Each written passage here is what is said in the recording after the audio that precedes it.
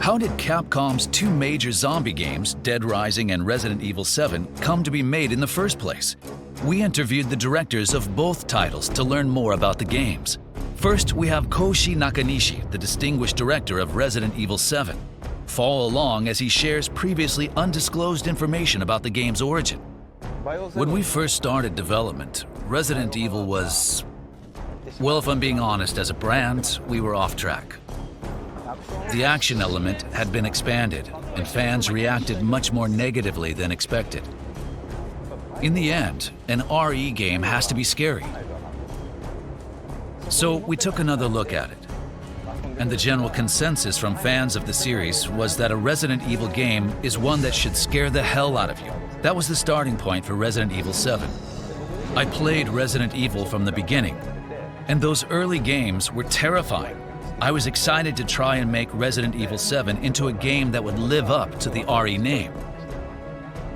The fear-inducing Resident Evil that Nakanishi was after had a major impact upon its release. But the course that he chose was far from the path of least resistance.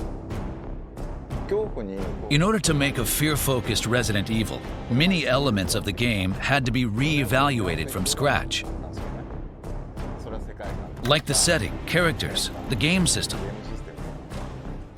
Anything that didn't induce fear had to change, and sometimes we threw the whole thing out. And in order to make it scarier, we decided to go with a first-person point of view. Up to that point, RE had been third-person perspective with the character on the screen.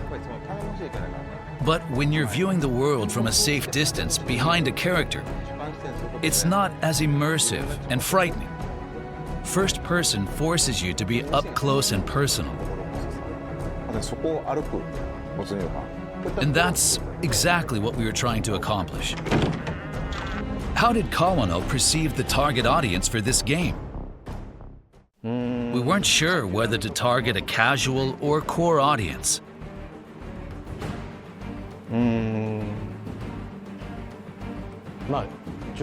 However, we trusted management's concepts and made what we thought would be fun.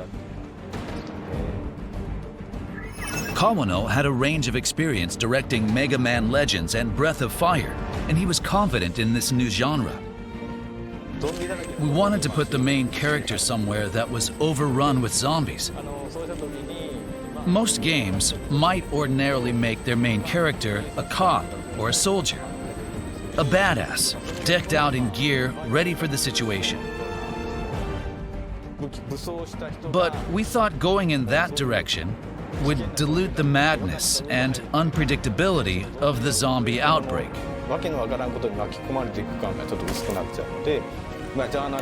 So, we made him a journalist. We focused the story on him being trapped in a place full of zombies, trying to escape, and rescuing survivors along the way, so that they can all make it out together. Kawano faced challenges during development. It's clear, though, that he still has the same passion for the game.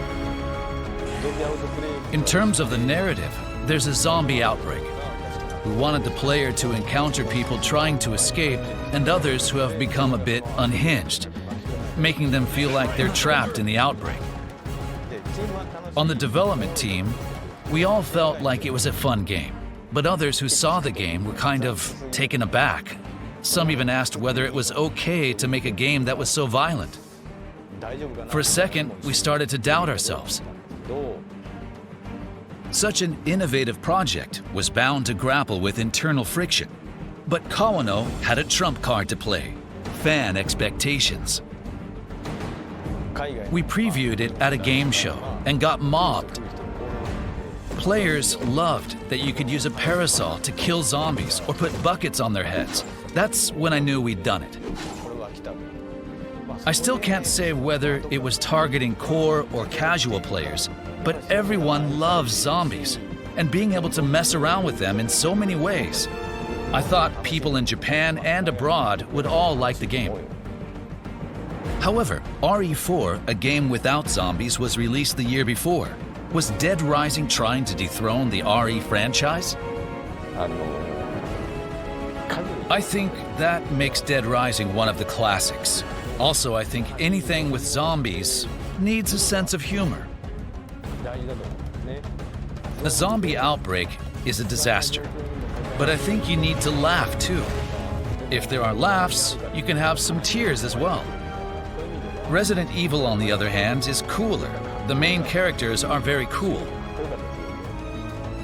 Kawano's continued passion for the game was evident from his intensity.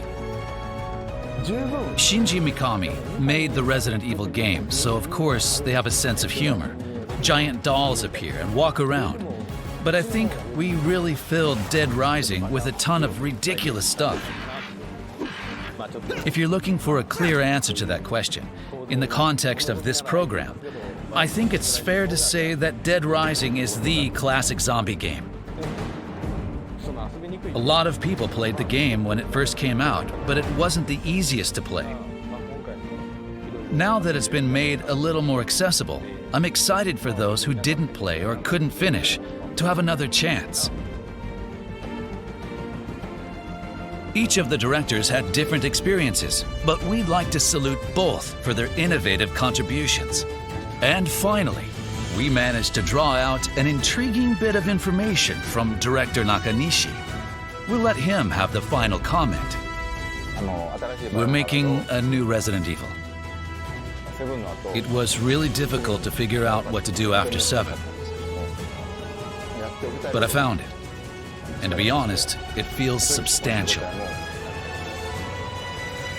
I can't share any details just yet, but I hope you're excited for the day I can.